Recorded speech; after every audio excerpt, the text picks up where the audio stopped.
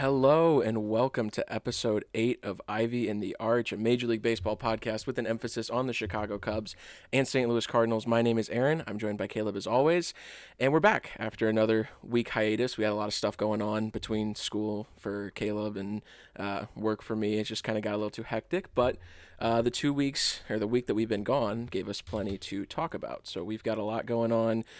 Cubs have been struggling as of late. Cardinals have been struggling as of the whole season. We'll kind of get into those a little bit.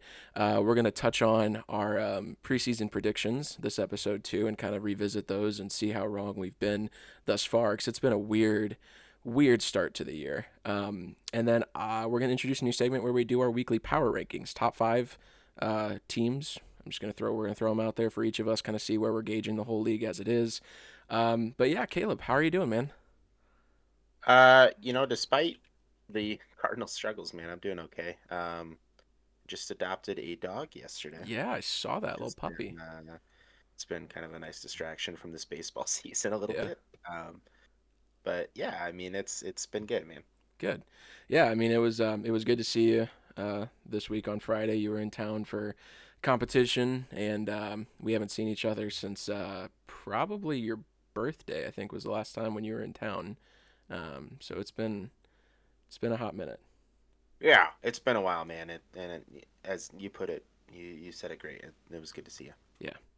All right. Well, we'll get right into it because we got a lot to cover this episode. I'll go ahead and cover the Cubs first here real quick because I want to give you enough time to get everything off your chest about the Cardinals. We didn't, like I said, we did not do an episode last week, so I'm going to kind of take it from when the Cubs started the series in Oakland when they were back on their West Coast road trip. Monday, April 17th was when they started that series. As of today, though, the Cubs are 14 and 13. They ended up dropping all 3 games to Miami this last series, so we're sitting 14 and 13. I believe we're at about a 43 run differential at this point. We lost by 1 each game of the series. So the Cubs are sitting at 40 plus 43 run differential, which is still, I believe, first in the National League, and it's in the top 5 for all of Major League Baseball as an entirety. The couple notes I want to talk about real quick before I get into some of the recaps. Injury-wise, Jamison Tyone missed his last 2 starts with a groin injury. He's been on the 15-day IL. They had a couple interesting call-ups. Velasquez came up in his place, and then they spot started Killian in this Miami series, which went horribly wrong. I'll get into that here in a little bit. But Jamison Tyone and Brandon Hughes are both on the 15-day IL right now for the Cubs. I believe those are the only 2 besides Kyle Hendricks and Cody Hoyer who are on the IL right now. Just to recap the series, I talked about in the last episode we did when they were finishing up the Dodgers series that the Cubs needed to go into Oakland and sweep. This was their opportunity to get a free 3 games, and they did just that. They won all 3 games, 10-1, 4-0, and 12-2. Good offensive performances all around. Cody Bellinger in that first game went 5 for 5. Wisniewski had his first good start of the year, 7 innings, 5 hits, 1 earned run, and 7 strikeouts in that first first game in that Oakland series. And I think I said too, especially in the case of Wisniewski, that was kind of his opportunity to settle in for the year against a really easy opponent in the Athletics, and he did just that. He did really well out there, got his confidence. Stroman had a good start in that second game, went 6 innings, and then Steele continued his dominance, 6 innings in game 3. So we swept Oakland, just like I said we needed to, had some really good momentum coming back to Wrigley to start a 4-game set against the Dodgers. They ended up dropping game 1 6-2. That was a Javier Assad spot start. Jameson Tyone was supposed to start that game, but then he went on the injured list that day. Javier Assad was called up. Had really no command. He had struggled earlier in the year when he made the opening day roster, was demoted to Iowa. Didn't really do great there. Was brought up because he was really the only one who was starting to get stretched out as a starter. He went 3 innings, gave up a couple earned runs there. The bullpen was able to limit most of the damage that game until the 9th inning when Michael Fulmer, who was supposed to be the closer of this team, and I sung his praises in spring training. I talked about how much I loved his repertoire. He just doesn't have it, and he hasn't had it to start this year.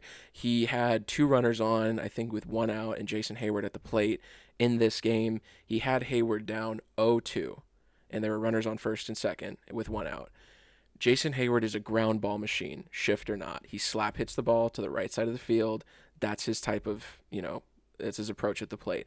Michael Fulmer proceeded to not throw him a single competitive pitch and walked him to load the bases for James freaking Outman, who hit a grand slam to put the Dodgers up 6-2 and end up winning that game.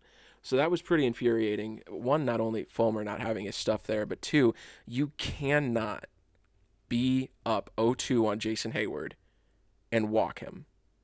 That's like cardinal sin. You can't do that. He's a ground ball machine. You had a double play in with one of the best infield defenses in all of baseball behind you. Pitch to contact in that moment. And also Ross for not pulling him when the bases were loaded. I mean, you can't run him out there if he's loaded the bases and expect him to take one of the Dodgers' hottest hitters and try to get him out with only one out. It's not going to happen there. So that was a frustrating game. They ended up bouncing back really nicely that next game on Friday. They ended up winning 13-0. That was the Drew Smyly almost perfect game. If it wasn't for him and Yan Gomes, just absolutely. That single play made me feel like the lovable losers again, like the Cubs, because that's how they used to be before they actually ended up winning the World Series, where the lovable losers couldn't do anything right. That was such a Cubs thing to happen. Just Drew Smyly, perfect game into the 8th inning. He had, he ended up 7 2/3 innings, 1 hit and 10 strikeouts, but soft ground ball to the third base side off the bat, I believe, of David Peralta. Gomes and Smyly both went after it hard. I haven't watched it enough to really know who should have gotten it. In my opinion, Smyly was probably faster, had better reflexes. He had the better shot at throwing him out, but Gomes just barreled towards him, ended up colliding. Runner was safe at first. Perfect game over. I thought Drew was going to get it. I mean, he was dealing. That curveball was just absolutely filthy. But we got the win, 13-0. Smyly almost had history. Nico had his first home run that game. And then the last two games of that Dodgers series, the Cubs ended up losing 9-4 and 7-3. Stroman had his first rough outing in that last Dodgers game. So we moved on from that. We only won 1 of 4, which, the Dodgers are a good team. They're a very home run dependent team. I wasn't terribly upset. I wish we would have at least split the series, but I'm just glad we didn't get swept in 4 games against the Dodgers at home. That would have been brutal. That was also the series where Trey Mancini finally started to pick up after just having an absolutely brutal start to the year. He was able to kind of get his ground back at the plate and start producing, and he's kept doing that. So after that Dodgers series, we had the Padres in town. We ended up taking 2 of 3 from the Padres. Justin Steele went that first game. We ended up winning 6-0. The second game we dropped 5-3. Drew Smyly was there again. Ended up pitching really well through the first 4 innings. I think he was perfect through 4 again. Ended up getting hit around just a little bit, let up 2 earned runs, but the offense just wasn't there to back him up. And in the deciding game, the rubber match, we ended up winning that one 5-2. Wisniewski, another strong start there, 5 innings, 4 hits, 3 strikeouts. He's been prone to the home run ball this year. Don't really know where that's coming from. I don't think he's super comfortable yet. Part of me wants to see if optioning him to AAA to get a few good quality starts under his belt would help him. But we don't really have anybody else who's been stretched out, and especially after how the Killian experiment went yesterday. I'm a fan of just keeping him up here at this point and letting him kind of work through what he's been going on. So we ended up taking 2 or 3 from the Padres at home, and then moving on to Miami. They lost the first game of the series 3-2. Stroman, 6 innings, 6 hits.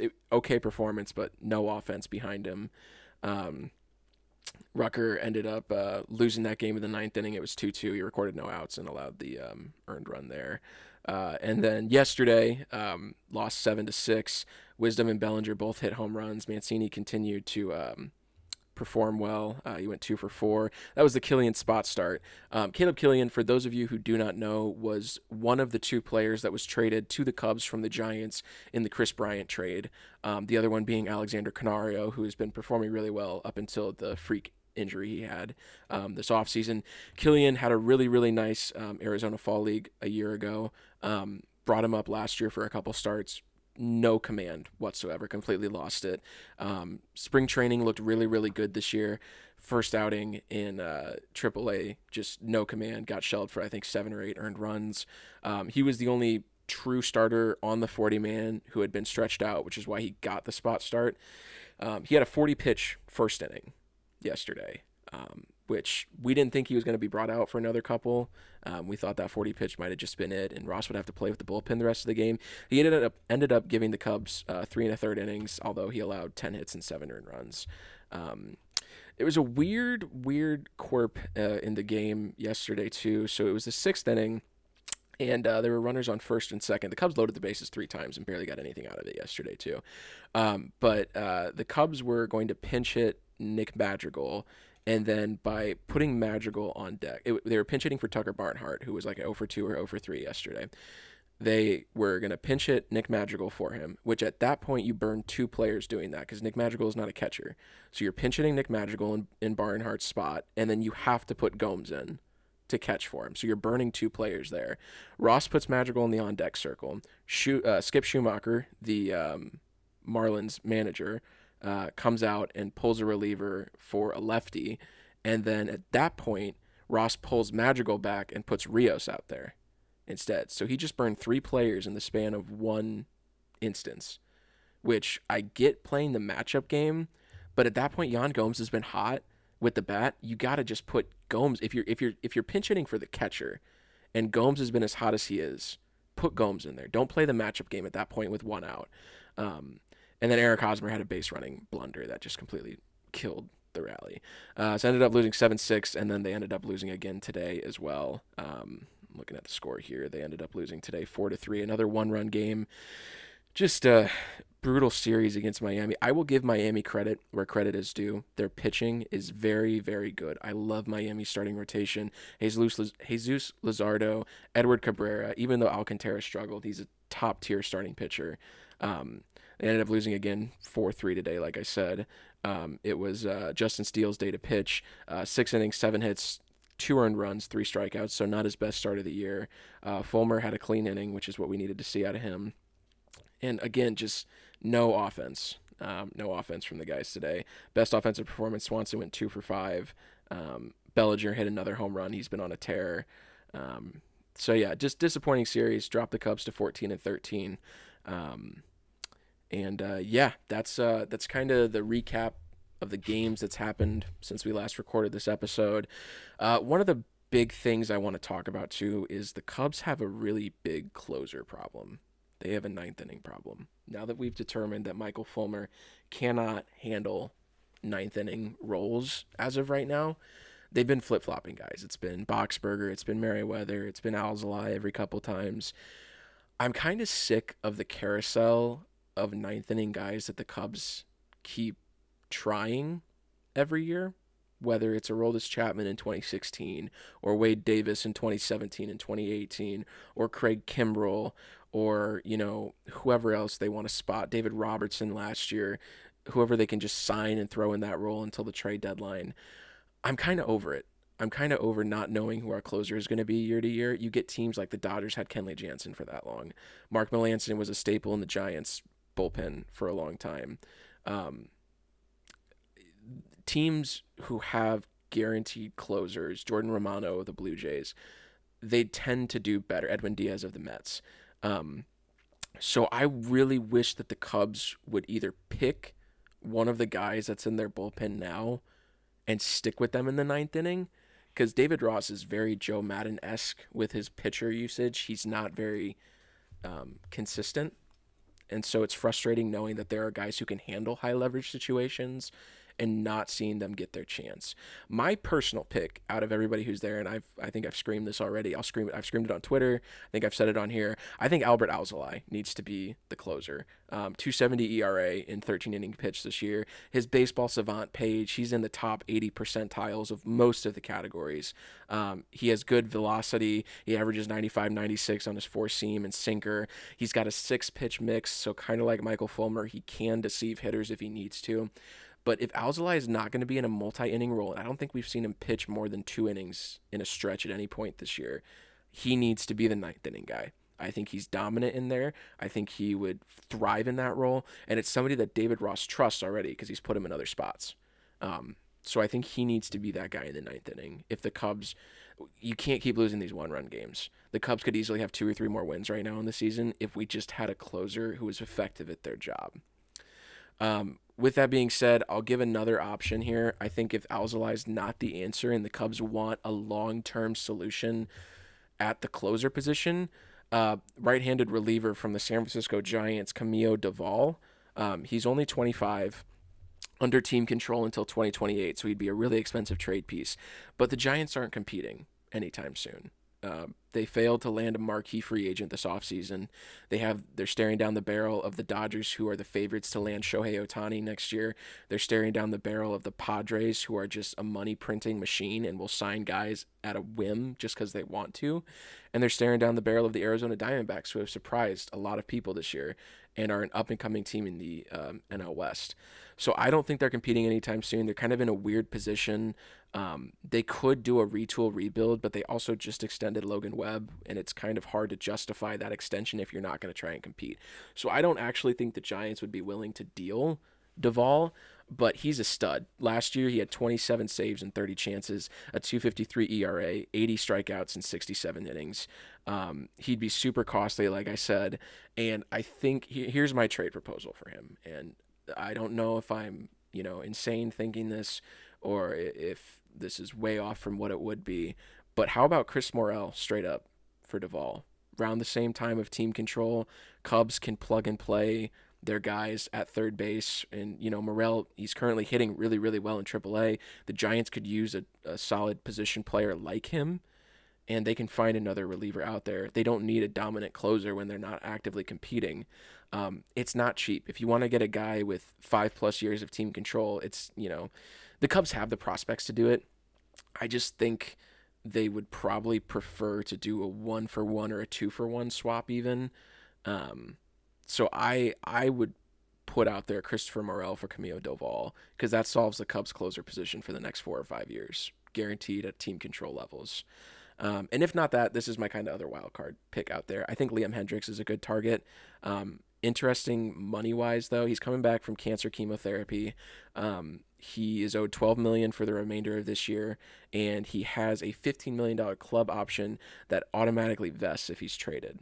So the Cubs would be on the hook for about $27 million. But if he comes back healthy for the White Sox, and they're still way out of it, even though they won today, last year he led the AL in saves with 38. He had 113 strikeouts in 71 innings. He's dominant. He'd fit right in that bullpen. You only have him for 2 years, so I guess that doesn't really fit the long-term problem.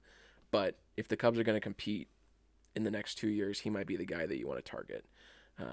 Those are my options there for the closer. I think any one of those 3 guys would be good. I know for a fact the Cubs aren't going to do anything in the closer spot, and it's just going to be frustrating. And then to round out my Cubs discussion here, I'm going to give my 3 goods for these last couple weeks. Hayden Wesneski, last 3 starts, 2-1 with a 2.76 ERA. He's settled in. I've learned that he's very much a good vibes pitcher. If that makes any sense, he needs to get off to a good start to get comfortable. If he gets kind of shaky in the first inning, it doesn't really set in well for him after that point. So as long as he can work on that, he's been really good lately. Trey Mancini's my other one. Since the start of the Oakland series, he's not including today. He's got a 306 batting average with a 375 on base and 2 home runs. It's progress from where he was. The underlying numbers are still not good. His walk rate is half of what it has been the last 2 years. So I'd like to see him work on that. And he needs to elevate the ball a little more because he's hitting it on the ground a ton. And then my last good is Justin Steele. Just great start to the year. He's top 5 in pitcher WAR in all of baseball this year. He's giving me big John Lester vibes. Just his lefty presence out there on the mound. He's going to be a dominant force for us for a long time. And then my 3 bad, I won't get too much into it. Eric Hosmer sucks. Get him off the team. Give me Matt Mervis, who's absolutely crushing AAA. Hosmer can't hit. His exit velocities suck. He's hitting the ball on the ground a ton. He can't run the bases, and he's not playing first base a lot. He's been DHing probably more than he's been at first base lately, which is the whole point of what his strongest quality is now. Is he's a good defensive first baseman. He's not even playing first base. Trey Mancini's playing first base. I don't know why we're rostering Edwin Rios and Trey Mancini and Eric Hosmer if only Trey is going to play first base and Rios isn't even going to play. Michael Fulmer, struggling. Would like to see him turn it around, not including today. His last 4 innings, he has a 12.46 ERA. Inflated due to the grand slam, but still. And then Tucker Barnhart, backup catcher for the Cubs. He's never been a hitter. I didn't really know what to expect from him hitting wise. He's only hitting 200 with a 242 on base percentage at a 24 OPS plus, which is one of the best ways to measure a hitter's performance. 12 strikeouts as well on the year. So not great from him, but I'm looking forward to seeing the Cubs, coming up here after we are done with Miami. I believe we have 4 games against Washington, so that should be another. We should take 3 out of 4 in that series. The only one I'm not confident in is the game against Mackenzie Gore. But yeah, Caleb, I'm going to turn it over to you. Let's hear about the Cardinals and what's been going on over there. Sure. Yeah, so I just want to start and say, rest in peace. We found out today that Mike Shannon passed away, longtime Cardinals player, but mostly known for his broadcasting. He was the voice of the radio my entire childhood growing up, man. Driving around delivering pizzas in high school, listening to the Cardinals through Mike Shannon. So, rest in peace, Mike. I think we all kind of saw that there was a lot of health decline concerns, and that's obviously why he gave it up a couple years ago for good. But you never want to see someone go out. So it's obviously sad when it's a legend of your favorite baseball team. So hopefully Mike's family and everything should or hopefully they're doing well and have each other and all that. Um, Getting into the actual team, I mean, this not a surprise. This team has struggled all year. I want to start by talking about a couple of good things I've noticed before we dive into the bad. But I guess we can just kind of briefly look over the last few series that they've had. I think the last time we talked is that day that they won to split with Pittsburgh in a 4-game series. They went 2-2 with them. And then they had the Diamondbacks at home. Then they went on the West Coast for what felt like probably the longest road trip of all time because they Yeah, are still out on this same road trip. that's They insane. were they were at home against the Diamondbacks, and then they went out to the Mariners, Giants, and Dodgers, and they are still there right now against the Dodgers. So, um, Diamondbacks at home, they did not again. I This team has lucked out as far as who they've had to play. In the Brewers series earlier this year, they didn't have to go against Corbin Burns. In the Diamondback series, they didn't have to go against Zach Allen, and they still found a way to drop 2 of 3. Um, I remember watching that game, the Diamondbacks, the second game when they came back and they won 8-7. That was just brutal. Just definitely recaps kind of how the season has gone so far for the Redbirds. So they dropped 2 of 3 to the Diamondbacks, and then go out to the Mariners again. Could have won 2 of those games.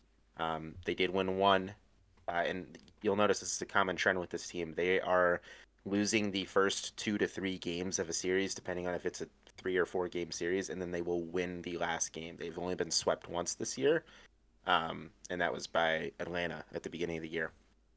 So they will not get swept. They just won't do anything other than lose or win the last game of the series. So they dropped the first game to the Mariners. That was a pretty maddening one to watch, just a bullpen implosion because they got a good outing from their starter that night. Um, I believe they let the Mariners walk them off in the second game of the series because they lost 5-4, and then they came back and won the third game of the series 7-3. The Giants series is one of the most maddening stretches of 4 games I have ever watched this team in my life. Um, they lost the first game 0-4. I'm pretty sure they went into the 6th or 7th inning tied at 0, and the bullpen happened. I'm probably going to say that phrase a few more times. The bullpen happened. Um, Second game, they lost. They found a really creative way to lose by their all-star closer from a year ago imploding and letting Blake Sabal, of all people, probably the most unknown name across baseball, walk them off. The dude had like a 125 batting average when they showed the graphic of him coming up to bat. He is only getting playing time because Joey Bart has underperformed so drastically, and he hit a 2-run nuke because somewhere between Ryan Helsley and Wilson Contreras, they decided they will not give him a single fastball the entire at bat. They went slider away, slider away, slider away, hanging curveball Oh my for the gosh. most idiotic, dumbass performance of any sort of pitcher, catcher, battery combo for any at bat of all time to a guy that cannot hit the fastball. They went slider, slider, slider, hanging meatball down the middle of the plate. So I don't care personally that all I see is, oh, we all knew this was going to happen, bringing in Wilson Contreras. If you can't Tell your catcher to change the signs and throw a fastball from a guy who throws 102, you're going to lose the game. You're going to lose the at bat. So, no, I'm not going to sit here and blame Wilson Contreras because the pitching staff and the pitching coach need to be able to figure it out. All right. So then they dropped the first two against the Dodgers, of course. Yesterday they lose a 0-1 game. This offense that features two Hall of Famers, either in the prime or just slightly past the prime of their career, as well as an $87.5 million catcher, several upcoming prospects that have a lot of potential, could not squeeze out one run, and they lost 0-1. So, if you want to say, okay, the first 6 innings or whatever, it's understandable because it's Clayton Kershaw. Sure, we're talking about Clayton Kershaw, not 5 years ago, but now, who definitely is a hittable pitcher. They can't muster out one run against their bullpen. And this isn't that great of a team. I'm sorry, but this Dodgers team is not that great. They've No. struggled just as much as the Cardinals. They just happen to still be able to win some of these games they should be winning. So you can't even take advantage of a Dodgers team that's still scrambling, that has still not figured it out this season. They're going to end up getting swept because they're down 3-5 today because they, number one, cannot hold a lead, and number two, their bullpen is just absolutely garbage. Outside of Ryan Helsley, like every third day, and Zach Thompson, this bullpen is nothing. So, barring a miraculous comeback, which, obviously not going to happen, this team doesn't score runs past the third inning. They're done. And the only time they do score runs in the eighth or ninth inning is when they're already down like 6 or 7. So it doesn't matter because when the other team puts in their garbage time cleanup pitcher, and that's when the Cardinals hit home runs, they're going to wise up and put in the guy they need to put in. So I guess the best thing you have going for you when you hit a 2 or 3 run shot in the ninth inning, but you were down 7, is that they have to use a guy that they won't be able to use tomorrow. Right. So that's the awesome series that we've had from the Cardinals in the last couple weeks. And you know what the problem is? It's not the starters. It's not the Mm. starters' fault. I'm going to run you through the 5 starters in their last 3 starts. Couple outliers, but you'll see some consistently playable starts. So Jordan Montgomery, who's been far and away the best pitcher on this team, um, walking free agent at the end of the year, which, our wonderful president of baseball operations did not think to even try to communicate and offer a contract extension. Um, he has gone in his last 3 games. Yesterday, once against the Dodgers, he went 6 2/3. He had 5 hits allowed. He only gave up a run, and he had 7 strikeouts. He lost that game, by the way. His previous outing against the Giants, he went 6 innings. He gave up 5 hits, no runs, and 6 strikeouts. These are all low ball or low walk games too. He had 2 walks yesterday, one against the Giants. He lost that game against the Giants. Um, and then against Arizona, that's the outlier. He's got a 3.34 ERA over his 6 games. Little inflated. It should be in the twos because he had a 7 run outing against the Diamondbacks. It happens. It happens. Nobody's Right. nobody's perfect. You're gonna get blown up once or twice a season, no matter how good of a pitcher you are. Um, so he of course lost that game. He was only able to go 4 innings, but 4 innings for 7 runs. That's not actually the worst thing in the world. So Mm. um, they're gonna lose that game. That's fine. That's what needs to happen. His last 2 starts, there's no excuse for it. He should have won that. So he's sitting at a 3.34 ERA, like I said. That's far and away the best on the team right now. His whip's only at a 1.23. It's very playable. You have to be able to score runs in his starts because he's going to put you in a position to win that game. Jake Woodford, probably our worst starter. I don't know. Him and Miles Michaelis have a competition going for worst starter right now. Um, Jake Woodford, his last 3 starts, a little bit worse, numbers. He's not going as long as Montgomery is going either. Today against the Dodgers, he only went 3 2/3. He gave up 4 hits for 3 runs, and he only had 2 strikeouts. Against the Giants last week, 5 1/3, only 2 runs. So the problem is, if you're giving up 2 or 3 runs, it's fine. But when you're only going 5 innings, it's really hard to play with that. Because, as much crap as I want to give this bullpen, they are not getting very good starts out of these starters as far as length. The 2 or 3 runs is good because our offense should be able to overcome that. But when you're only going 5 innings, you're putting a lot of stress on your bullpen. Yep. So that's probably why we've seen so many poor, blown performances from this bullpen, is because these guys are having to go just about every day. The most rest they're getting in between appearances is one game. Yeah. Because the bullpen's not good enough. We don't have a guy that can go 3 innings. That guy is Jake Woodford, and for some reason, he is still in this rotation when Matthew Liberatore continues to tear up AAA. I'll get into that in a minute. And then his third appearance against Arizona, he went 5 innings. He gave up 4 runs. He only had a strikeout. So not as good stuff there. I've been kind of dwindling on this, so I'll just go through it faster. Michaelis, his last 3 outings have actually been better. His best one, most notable one, was just against the Giants the other night.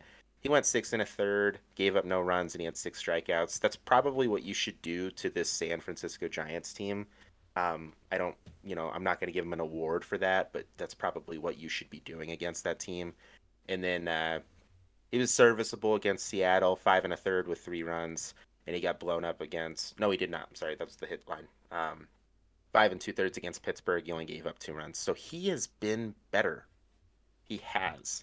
Um, Jack Flaherty has been consistently average. So outside of his first 2 outings where he gave up like no runs, but he had like 7 or 8 walks in each one, he's basically giving you 5 innings and 4 runs. And it dwindles a little bit. It's sometimes different, but you can basically count on 5 innings and 3 or 4 runs. Um, Again, this offense needs to be able to play with that. So if they're not, that's not exactly Jack Flaherty's fault. It's definitely the underperforming offense. And then finally, Steven Matz. Steven Matz did not pitch a lot last year due to his injury. He has been here all year so far, and it kind of the same thing. I would consider a similar stat line to Jack Flaherty throughout the year, maybe a little bit better. But you're going to get 5 to 6 innings from him with 3 to 4 runs scored. So most of the starters are very average, other than Jordan Montgomery. Jake Woodford, I don't want to be too hard on the kid because he shouldn't be starting in the first place. The only reason he is starting is because John Mozeliak did not prepare enough to be able to supply this team with an actual fifth starter in the event that Adam Wainwright went down. And I'll tell you what, Wainwright is like a few days from coming back. He's had 2 or 3 rehab starts now. He's going to come in. You're going to be lucky to get 5 or 6 innings out of him, and you're going to be lucky if he gives up 3 runs. So it's not like he's some messiah that's coming to save you. I'm sorry, it's not going to happen. But speaking on the starters in the rotation, they have help for some reason. This team has just ignored the fact that Matthew Liberatore is 3-1 with a 2.6 ERA, a 1.12 WHIP, and he's got 39 strikeouts compared to 9 balls across 27 2/3 innings for AAA. Why are we not calling this kid up?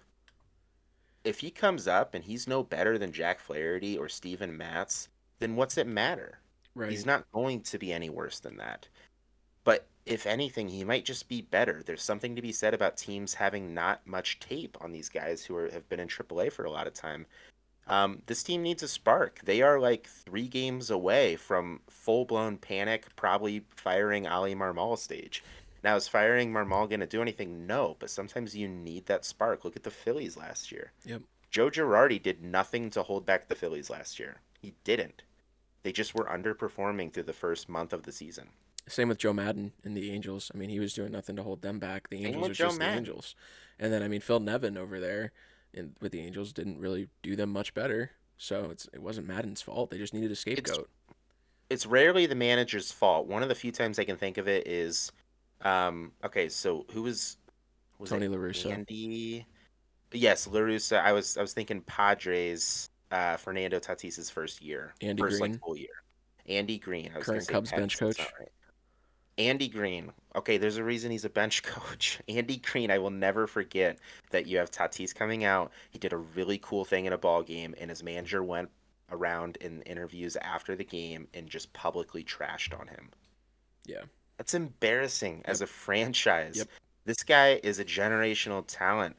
The game is getting younger, and you look like a tool by just trashing this guy in interviews post game because he looked at his home run a little too long. Right. I'm just tired of it, man. And honestly, Marmol has kind of the same thing going on. Look, when I talked about how it was right of him to go out and kind of, set the record straight on O'Neill not running fast enough. That was correct. Should he have said it in the clubhouse, and not to reporters? Probably, but the sentiment is the same. O'Neill was not running full speed there. So why are we not calling out everyone else for underperforming? Nolan Arenado has had like 2 weeks of the worst baseball I've ever seen him play. He's just kind of putting the bat out there and watching meatballs down the plate for strike one or two and just kind of putting the bat out there on strike three. He's not putting up competitive at bats. The only two players on the entire positional player side of things that even look like they want to be playing baseball are Paul Goldschmidt, who is somehow still doing what he's doing at age 36, and Nolan Gorman. And I'm going to go into Nolan Gorman because he has been probably the only thing that has kept me from full blown losing my mind. So Nolan Gorman, number one, should be drawing a few more starts a game, even against left-handing pitching, because he has proven that he is worthy of the spot.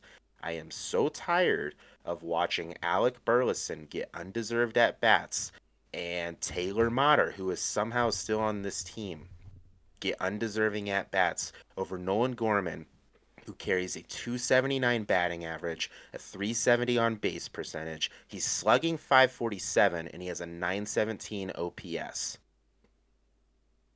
Oh, and he's only grounded into one double play this season. I'm pretty sure Nolan Arenado has grounded into 15. I'm not exaggerating. I think he is grounded into 15. Him and Wilson Contreras are trying to set the all-time record. For the problem with Contreras is he's not getting enough chances because Nolan Arenado isn't getting on base in front of him. Right. Let me see here. Keep talking. Okay, so Nolan It took Arenado. until I think yesterday Nolan Arenado moved down to third in the lineup. I say down, he moved up a spot. That needed to happen because it's not working out right now with him at cleanup. And that's not even Nolan Arenado's fault. He had probably expected this team to have somewhat of a life or heartbeat, and they have looked like the most lifeless, dead, terrible in all aspects of the game baseball team through the first. It's been over a month. It's been a month as of, it's April 30th. We started the season on March 30th. Or maybe the 31st. I don't know. It doesn't matter because this team has been terrible. They have been so bad at everything you have to do to win a baseball game. They can't pitch. When they do pitch, they walk people. When they get to 0-2 counts, they either give up a meatball down the middle of the plate to either hit a home run or smack a double so hard that the pitcher will feel it in the morning when he wakes up. Or they give up four straight balls to put him on base. It's extremely hard to win a baseball game when your starter throws 35 pitches in the first inning. It's unwinnable. We wonder why these guys can't go past 5 or 6 innings a game. It's because they're giving up 30 pitches an inning. The defense is terrible. Tommy Edman has made 5 or 6 game-losing errors this year. That's short, Game-losing. right? I talked about it short or second base, either one, because he's played a little bit of both. Because for some reason, when Taylor Motter, who must have naked pictures of Oliver Marmol somewhere on his phone, for some reason, when Taylor Motter draws a start at shortstop, Edman will play second if it's against a lefty because they still don't trust their best hitter on this team to hit against a lefty. That whole Taylor Edman, Motter thing was a weird situation too. I mean, he was DFA'd. oh, I haven't even gotten into Yeah, go Jordan ahead. Walker Go yet. ahead. Go ahead. Well, let's just put a cap on this thing here. That Blake Sabal thing should have never been in that situation. They were out of that game two different times. There was balls hit that were ground balls that should have ended the game. Edmund screwed it up, and then it continued to go down the ladder until sad little Blake Sabal could smack a walk-off home run against one of the better closers in the National League. And I say that because that's what he should be. That's not what he is being. And for some reason, when we do have a lead for him to hold on to, he's just terrible, man. He's terrible. He has no control. For Marmol needs to start putting him in the game regardless of whether we have a lead or not. If it's close or if we're down a run, he needs to start getting more appearances because part of the reason he's so bad might be that he's only pitching twice a week. Yeah. It's not sustainable.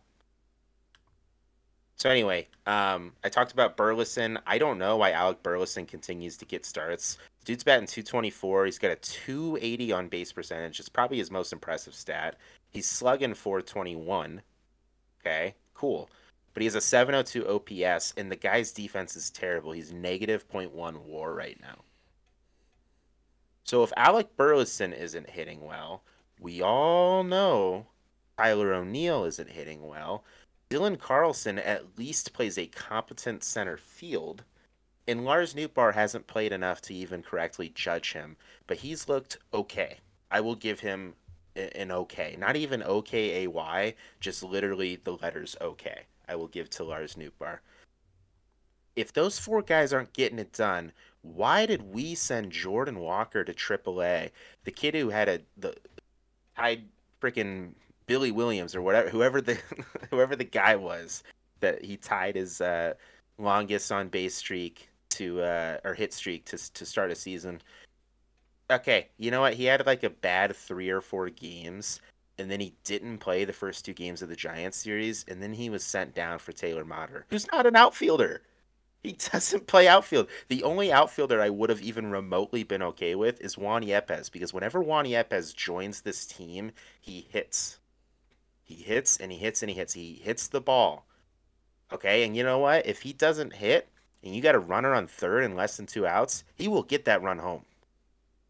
He will hit it to the warning track. That's all Juan Yepes does.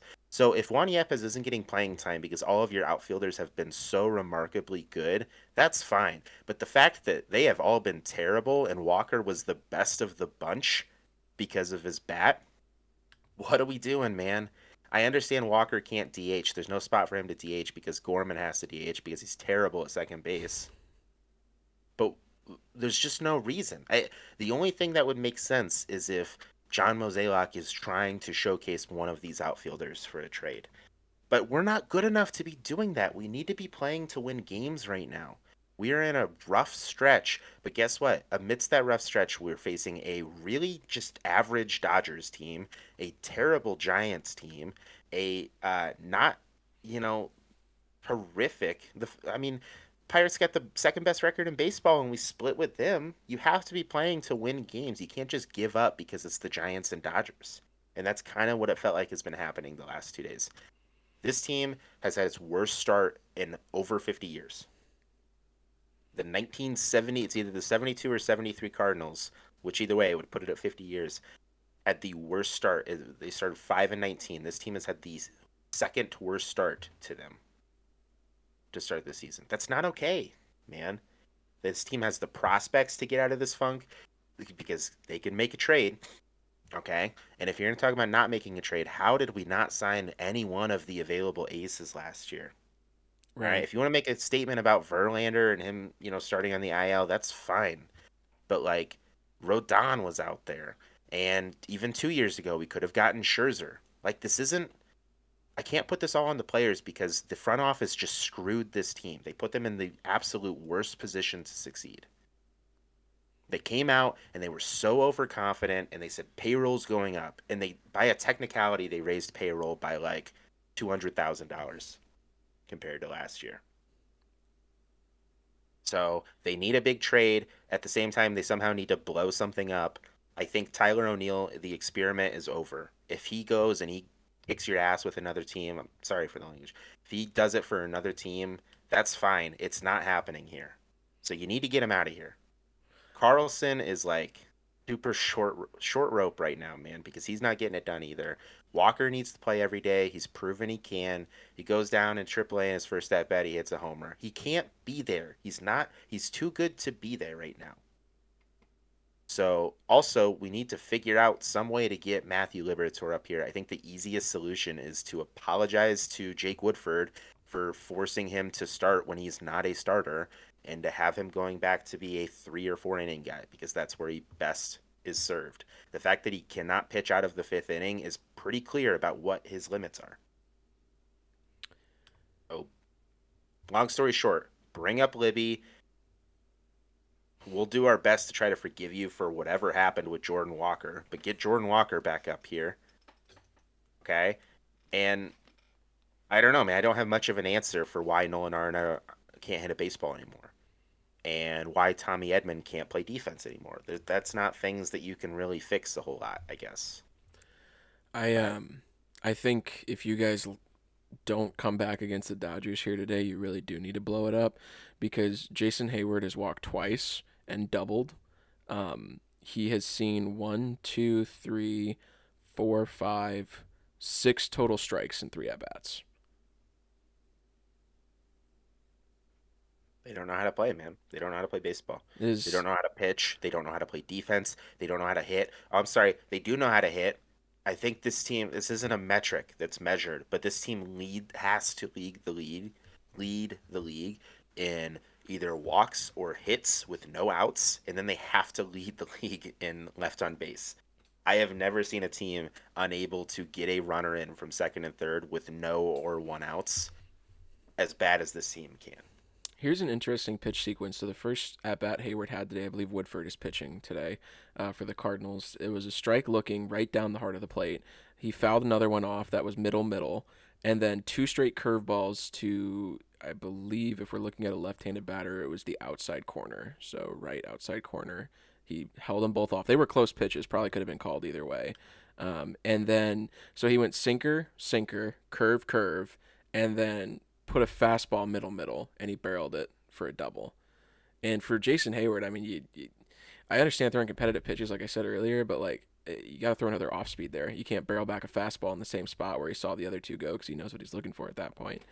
Um, and then his first walk that he had a strike that was up in the top of the zone. He took that one, sinker 90, and then a changeup, sinker again. The sinker was probably a strike.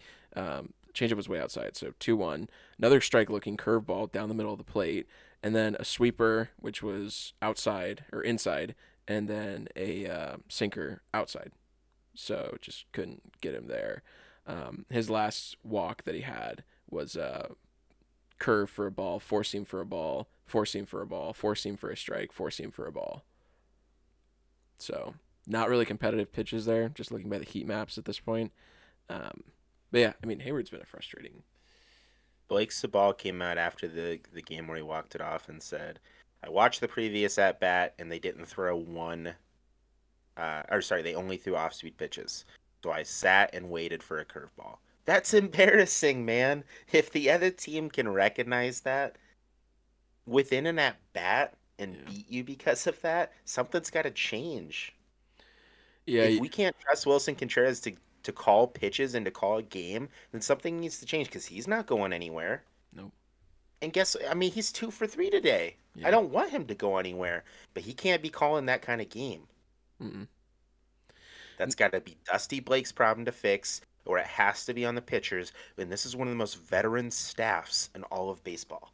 Yeah, it is. It is. It's probably one of the oldest pitching staffs in all of baseball because the only relievers we have outside of Zach Thompson and Ryan Helsley and super wild Jordan Hicks are like old men who failed other places.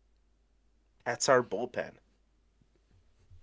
Yeah, Arenado today too to kind of touch on the struggles that you said that he was having. His last at bat, he struck out looking on four pitches. Middle sweeper at 81 for the first pitch looking, 95 mile an hour sinker at the bottom of the zone. He took a sweeper that was way off of the plate for a ball. There's no way you swing at that. And then he let a sweeper about bottom of the zone go right by him for strike three there. So yeah, definitely struggling. But it is Nolan Arenado. I'm confident he'll bounce back. He's got to. Well, I was pretty confident that like 2 or 3 weeks ago that these struggles would not be able to continue. And then I said the same thing last week, and then I had said the same thing yesterday. So I'm not sure. They're just I'm a not sure. It just frustrating might watch. be a year where they win 70 games. It just might be that kind of year. Still early. We're not even in May yet, so we'll give him some time here to figure this stuff out. I think Wayno comes back, solidifies that. Walker shouldn't be down in AAA too long. They're probably trying to get him to work on his walks a little bit. He only had 3 walks total this year, so maybe they're trying to work on plate discipline a little bit, but you don't really need that if he's hitting. So, um, I don't know. It'd be interesting. You got anything else to touch on for the Cardinals? Nope. I'm Cool. done. Well, we're let's go ahead and let's go ahead and take a look at our preseason predictions. Now that we're a month into the year, um, So we had we'll go just division by division here. I had the Phillies winning the East, and it's currently the Braves who are absolutely dominating in that division. They are 18 and 9, 3 games above the Mets, who are 15 and 12, and the Phillies are 15 and 13 after clawing back from a pretty horrendous start. Still think the Phillies can do it. I actually just got a notification for a tweet on my phone that Bryce Harper could be back in the Phillies lineup as early as this Tuesday, Wow. which is incredible. That'd be the fastest, I believe, the fastest any player has ever returned from Tommy John surgery in Major League history. And if anybody's gonna do it, Bryce is gonna do it. He's a dog.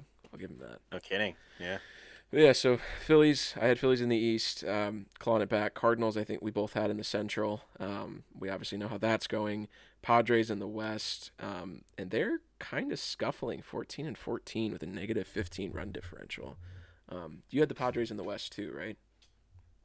I did. And you had the Braves, I believe, winning the NL East at this point. Yeah, Yeah, so I did. you're good there. One of three. I'm 0 for 3 at this point. Um, with how good the Pirates are handling their division too, the Central. It's We'll get into them here in a couple minutes when we do our power rankings. But wild card teams for me were the Braves, Mets, and Dodgers. And right now, if the season ended today, the division winners would be the Pirates. The Pirates would have the 1 seed.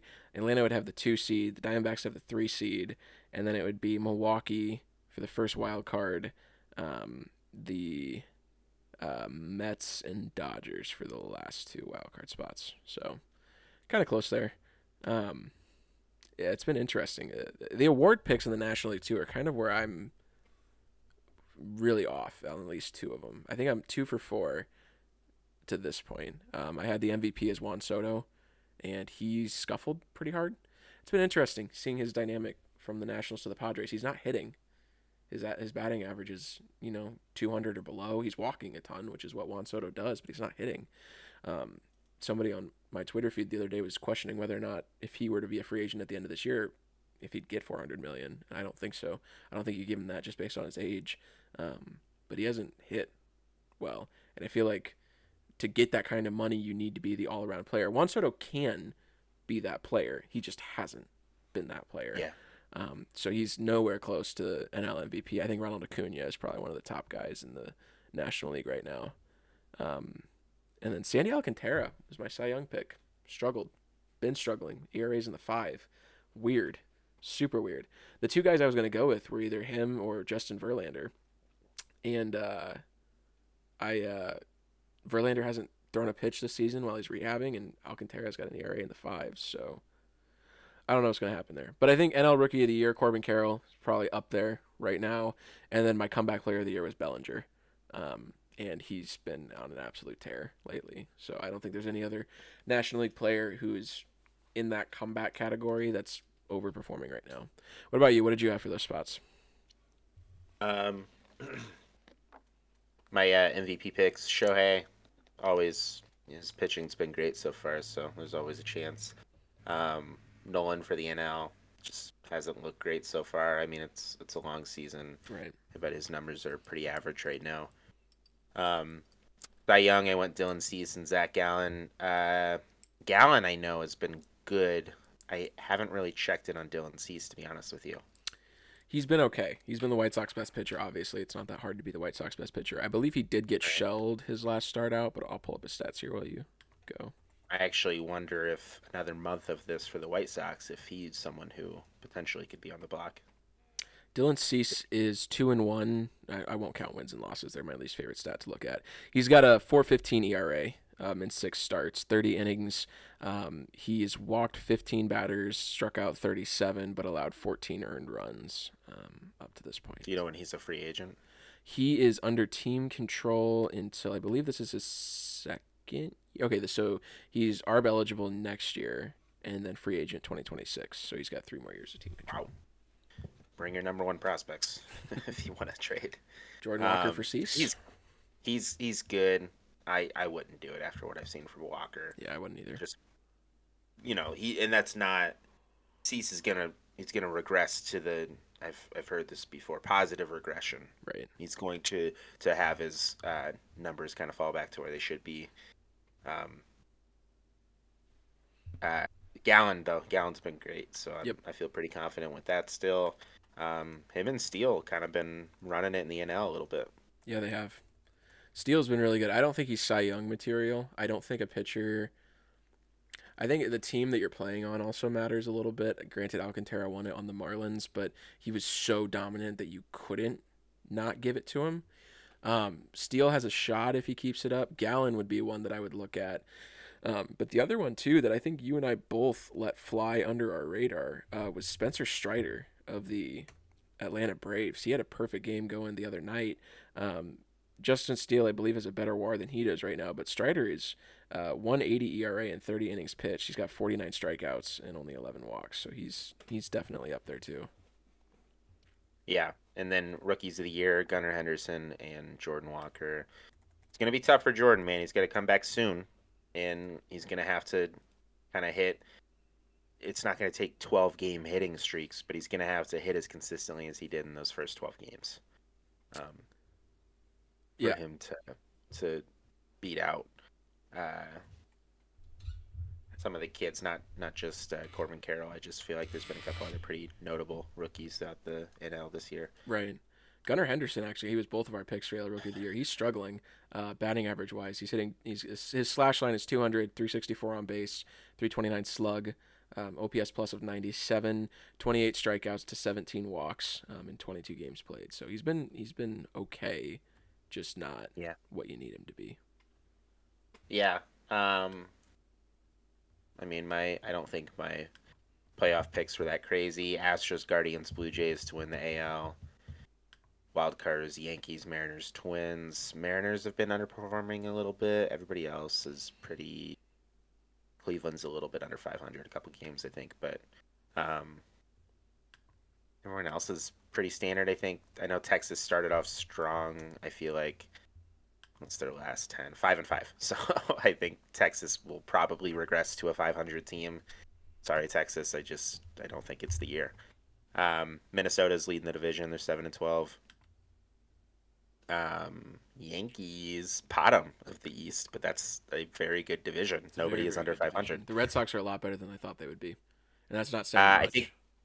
my most notable, and I'm gonna cheat here and divert to my uh, Power rankings. over under totals. Oh, okay. My most notable flop, I would say, is the Rays. I had the Rays under 88.5 wins at Yep. 83, Yeah. and I think they're gonna make me look really stupid on that one.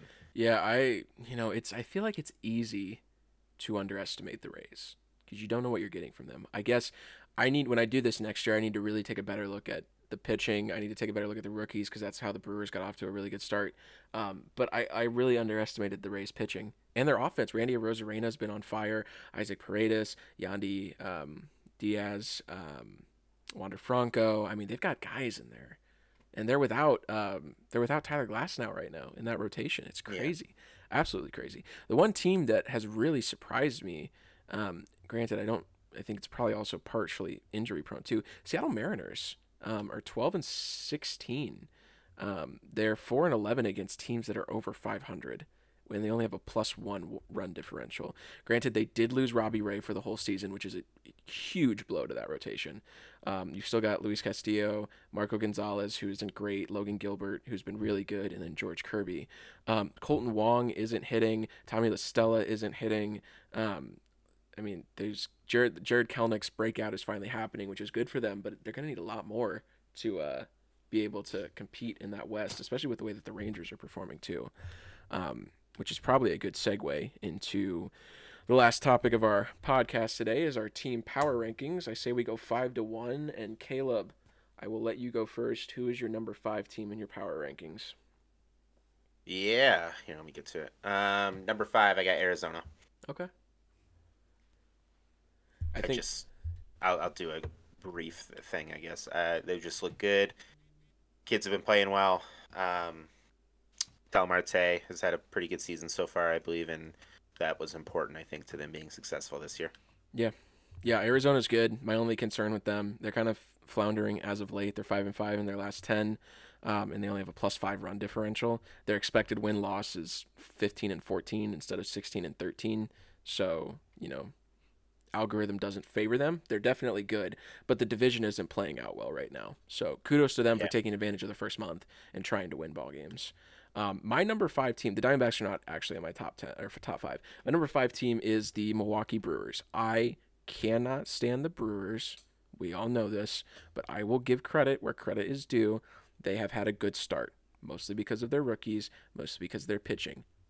With that being said, their pitching is starting to fall apart a little bit. Brandon Woodruff is hurt. Corbin Burns is not playing well. They're having to rely on Eric Lauer for quality starts. Christian Yelich is not hitting well at all.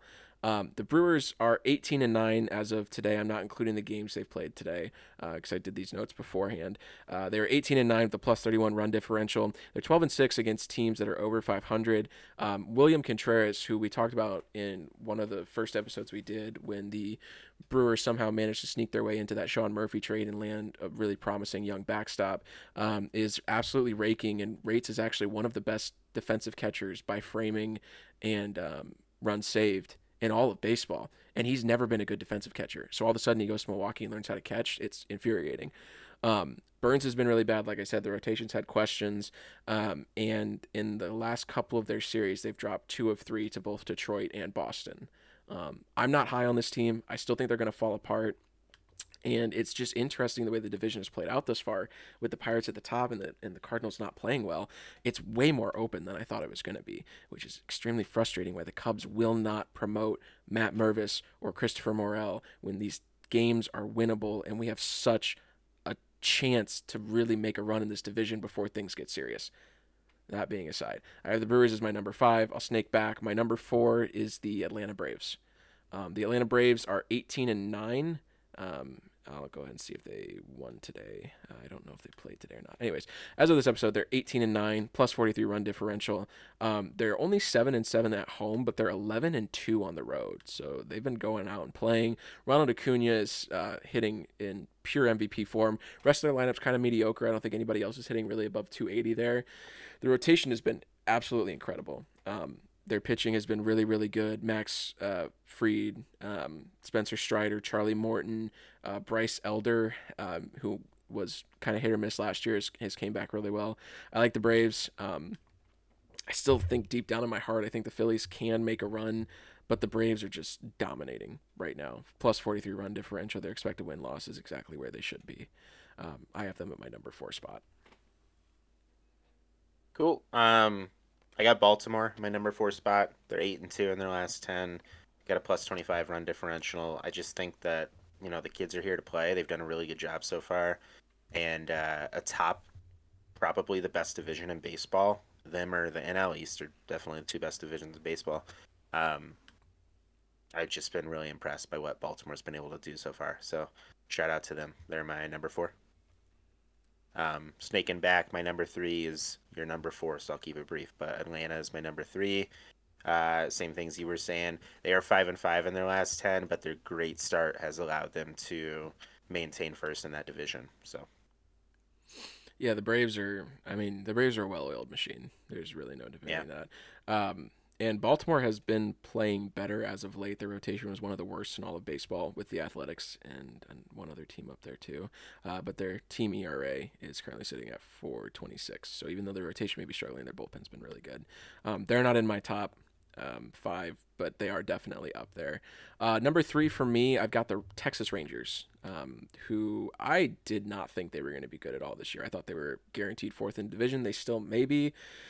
But they are, as of today, 17-11 on a 3-game win streak at a plus 72 run differential, which is the second best in the American League. They're expected, and here's the thing, and the reason that I picked them this high, they're 17-11, but their expected win-loss is 20-8. So there's been a couple situations where they probably should have won games where they didn't. 11-5 at home, and they're 10-6 against teams over 500.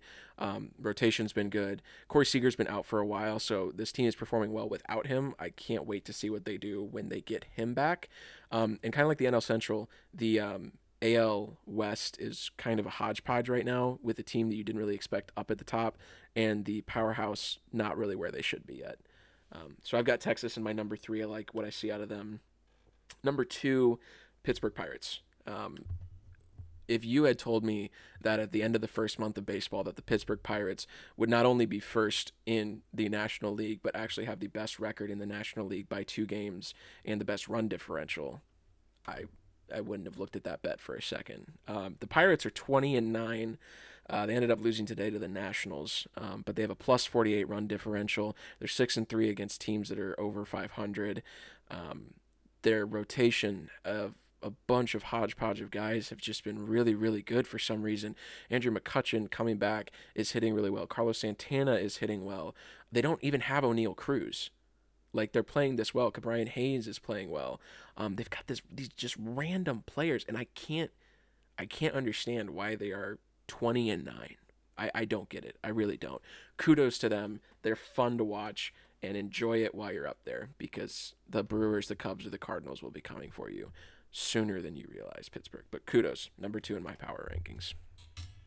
Yeah, they're my number 2 as well. And the one thing I want to point out from what you were talking about, they're only 6-3 against teams above 500, so they have had a lofty schedule for them.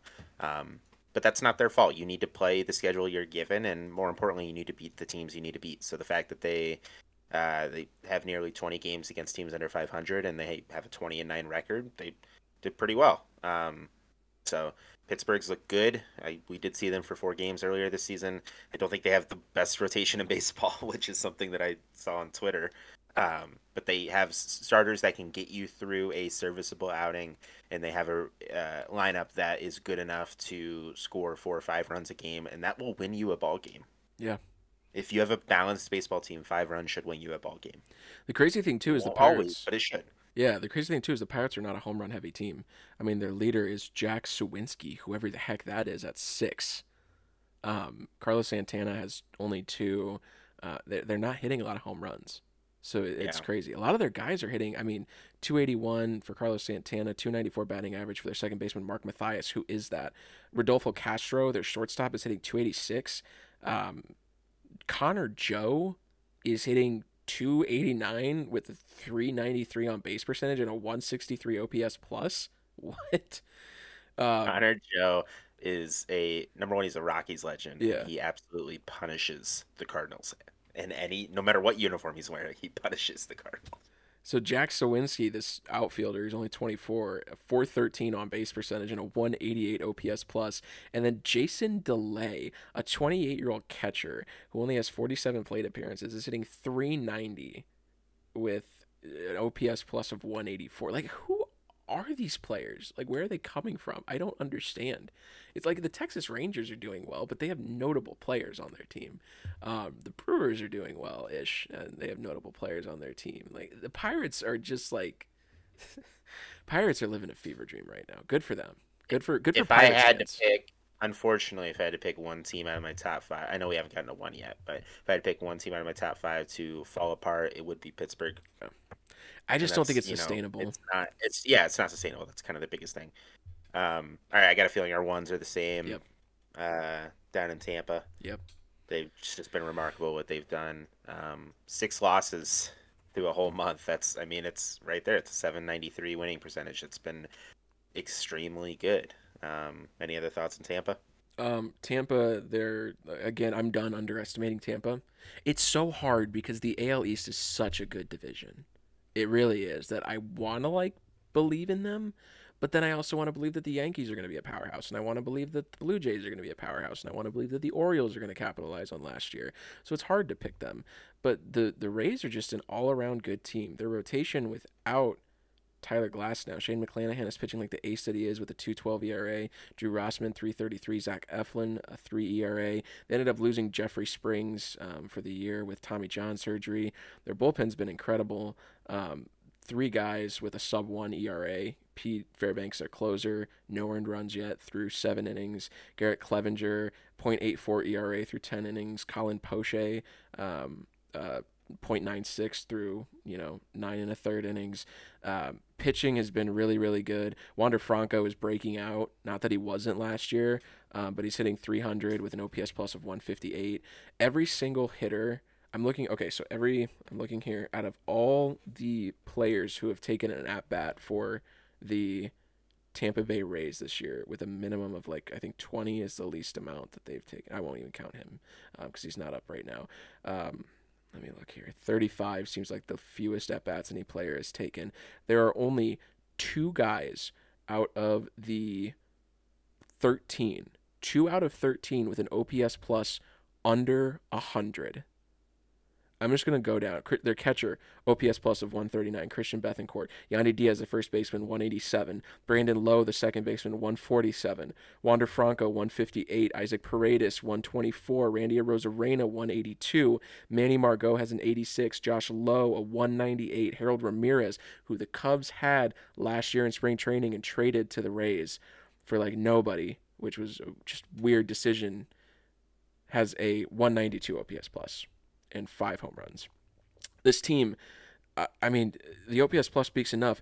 They have a ton of home runs as well. Diaz has 7. Brandon Lowe has 7. Arozarena has 7. Harold Ramirez has 5. Lowe has 5. This team is firing on all cylinders, and it's insane to watch. I am a believer in the Tampa Bay Rays at this point moving forward. I almost want to walk back my Blue Jays pick, even though the Blue Jays have been really good. The Rays are this good, don't have Tyler Glass now, and have the prospect capital to get guys at the deadline. I think I said it before, that the Rays are a sleeper pick for Shohei Ohtani if the Angels are not good. If the Rays can land Shohei Ohtani at the trade deadline, good luck. That's all I'm going to say. Good luck. Good luck rest of baseball, because that I would not want to face that lineup. Yep. So yeah, funky start to the year. Cubs, like I said, have a 4-game set in Washington coming up here. Need to capitalize there. And who are the Cardinals playing next after this Dodgers series? 2 best players in baseball. Good. Mike Trout, Shohei Ohtani. Well, the Angels have been bad this year. Yeah. Well, if they're bad, I don't want to know what the Cardinals have been. Yeah, no, they haven't been good. But yeah, the Cubs have a 4-game set in Washington coming up here. Then they come back to face Miami for 3 at Wrigley, and then the first Cubs-Cardinals series of the year won't be before the next podcast, but it is Monday, May 8th through Wednesday, May 10th at Wrigley. Stroman versus Michaelis, Game 1, tentative. It should be Justin Steele, Game 2 against Jack Flaherty. And then maybe if Jameson Taillon is back by then, it'll be him Game 3 versus Montgomery. So really sucks, good. Because I'll be at the Steele game. Oh, really? Yeah. Well, Steele. Okay, so you're going to that Tuesday game then? Yeah. Yeah. So Steele is technically slated to go based on the way the schedules are at now. He's slated to go that Wednesday, so you may see Jameson Taillon instead. Either way, those are great pitching matchups. So I look forward to that. Caleb, got anything else to do before we sign off? I'm all good, man. Cool. All right. Well, once again, thank you, everybody. Sorry we took a week off. We're going to try to get back to a regular weekly schedule here. Thank you again for all the support on these videos. If you're watching or listening, we really appreciate it. And we will see you in the next one. Peace out.